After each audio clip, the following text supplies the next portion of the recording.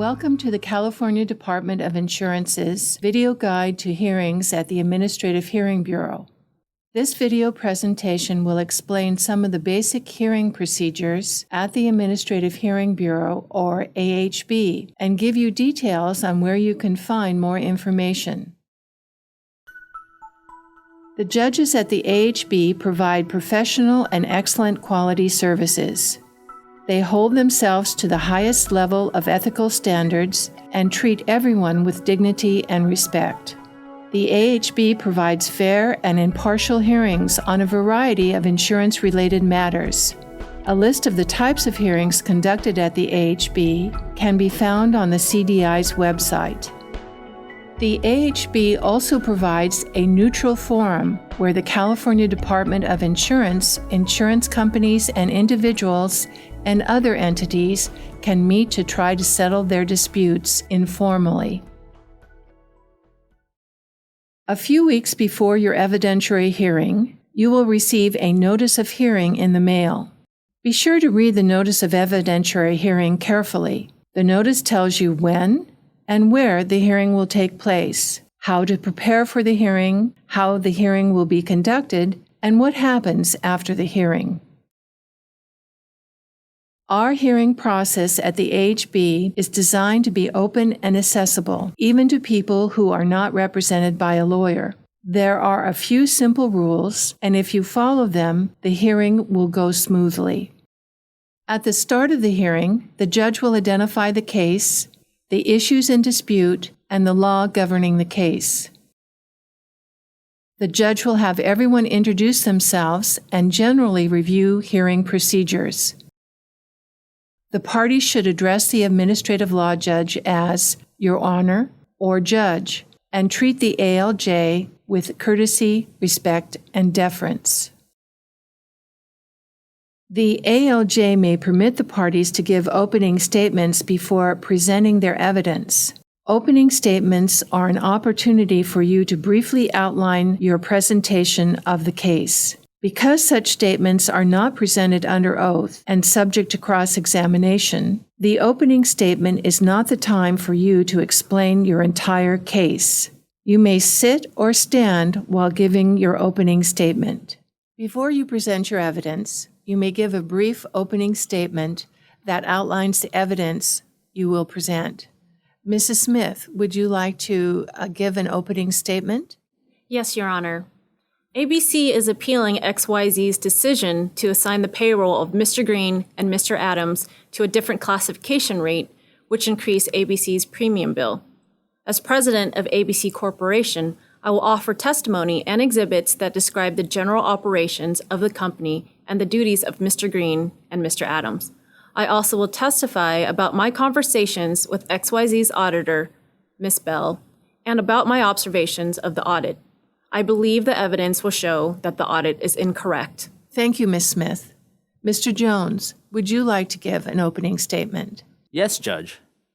As the audit supervisor at XYZ Insurance Company, I will be testifying about XYZ's general audit procedures and about my conversations with Mrs. Smith regarding ABC's audit.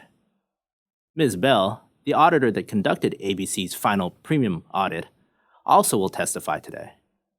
She will describe how she conducted the audit at ABC, provide her observations of ABC's operations, and explain why she reassigned the payroll of Mr. Green and Mr. Adams into a higher rated class. Thank you, Mr. Jones. After the opening statements, the judge will instruct one of the parties to present his or her evidence first. Evidence can be in the form of documents like photographs, receipts, or letters, or what people testify to in the courtroom. The documents that you bring to the hearing in support of your case are called exhibits. The notice of hearing orders all parties to exchange exhibits and file their objections to the admittance of the exhibits on specific dates before the hearing. The notice of hearing also requires that each party complete an exhibit list that identifies each exhibit by number and a brief description. The judge will admit all relevant exhibits into evidence either before or after the opening statements are given. If you discover documents after the exhibit exchange that you want to bring to the hearing, be sure to bring extra copies of these exhibits to the hearing. One set for you, one set for each of the other parties, 2 sets for the judge, and 1 set for use by the witnesses. The judge will rule on whether these additional exhibits will be admitted into evidence. Mrs. Smith, have you had the opportunity to look at XYZ's exhibits?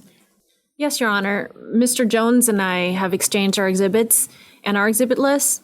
My exhibits are marked 1 through 10, and XYZ's are marked 20 through 30. Thank you. I note that ABC timely filed an objection to XYZ's exhibit number 22. Exhibit 22 has been identified as a page of notes written by Ms. Bell on the day she conducted the audit. Ms. Smith, what is the basis of your objection to the omission of XYZ's exhibit 22? Well, I don't like what some of the notes in the documents say, Your Honor. I understand that you have a disagreement about what is said in exhibit 22, but you will have the opportunity to question the witness about these statements. What I'm asking at this point is whether the document appears to be something else than what it purports to be, or whether the document has been changed in some way. Well, no, this is a copy of the document I received as part of the audit from Ms. Bell, so I guess I have no objections, Your Honor. Thank you, Mrs. Smith. Mr. Jones, would you like to offer your exhibits into evidence at this time? Yes, Your Honor. XYZ's exhibits 20 through 30, as described more thoroughly in your exhibit list, are admitted into evidence. Mrs. Smith, would you like to offer your exhibits into evidence at this time? Yes, Your Honor. Mr. Jones, XYZ did not file any objections to the admission of appellant's exhibits. Do you have any objections to the admission of ABC's exhibits at this time? No, Your Honor. Appellant's exhibits 1 through 10 are admitted into evidence. Mrs. Smith, I also understand before we went on record today that you've found an additional document that you would like to introduce into evidence today. Yes, Your Honor.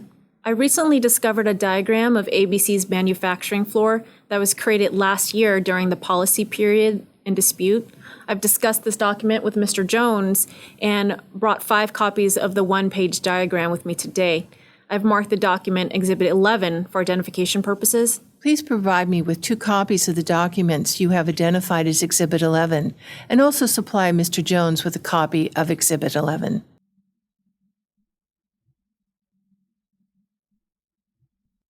Mr. Jones, do you have any objection to the omission of Exhibit 11? Yes, Your Honor. I object to the admission of this exhibit on foundational grounds.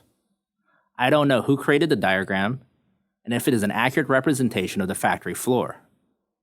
There is no date on the exhibit, so I cannot tell when it was created. Mrs. Smith, would you like to offer any arguments in support of admitting Exhibit 11 into evidence? Yes, Your Honor. I hired a civil engineer to create this diagram in February last year as part of an expansion project and can testify to that fact and to the diagram's accuracy. Thank you. I am conditionally sustaining Mr. Jones' objection. However, Mrs. Smith, during your testimony, if you offer testimony sufficiently describing when the diagram was created and by whom, and if you are able to confirm its accuracy, you may make another request that the exhibit be admitted into evidence. Thank you, Your Honor. I have updated ABC's exhibit list to include Exhibit 11, should you admit it into evidence, and I've also made additional copies of the exhibit list to give to you and to Mr. Jones. Thank you. Please wait to file the updated exhibit list with me until after I rule on your renewed request for Exhibit 11 to be admitted into evidence.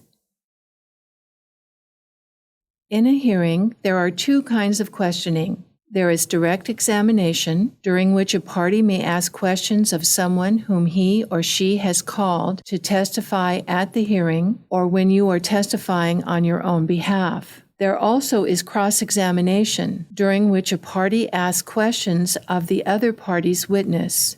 During direct examination, you cannot ask a question that suggests what you want the answer to be. That is called leading a witness. Here is an example. Did you see dangerous chemicals being used by Mr. Green and Mr. Adams when you were auditing ABC on February 10th? I object, Your Honor. He's telling her what to say. I agree. Your objection is sustained. Mr. Jones, you may not ask leading questions of your witness. This is direct examination. Yes, Your Honor. I will rephrase the question.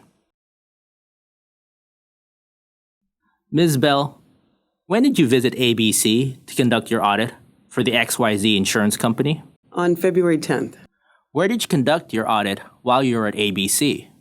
I conducted my audit of the records in the bookkeeper's office on the second floor, but I also walked around the main floor of the plant area as part of my audit.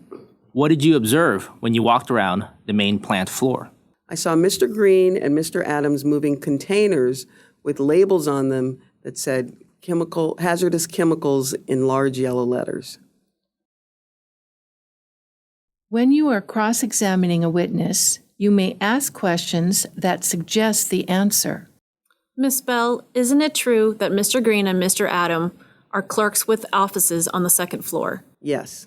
And isn't it true that while Mr. Green and Mr. Adam were escorting you around the main floor, they were asked to help others move the 2 barrels by other workers on the main floor? Yes, but... Thank you, Miss Bell. You've answered my question. It is important to keep your temper during a hearing, even if you disagree with something that a witness has said. I called Ms. Smith 5 times and left messages on her answering machine each time telling her I needed more information about the job duties of Mr. Green and Mr. Adams. That's a lie. You never left any messages. Mrs. Smith, it is not your turn to testify.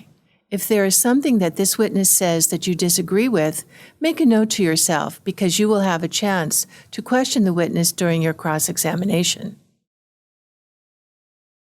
After each side presents its evidence, the judge will give each side an opportunity to make closing arguments. Closing arguments are a way to remind the judge about the evidence in support of your case. Let's listen to a couple of very short closing arguments.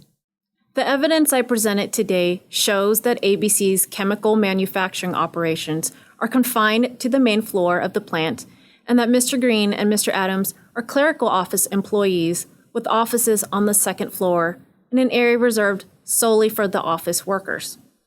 I offered testimony explaining that Mr. Green and Mr. Adam were showing Miss Bell to the cafeteria when they were asked for assistance.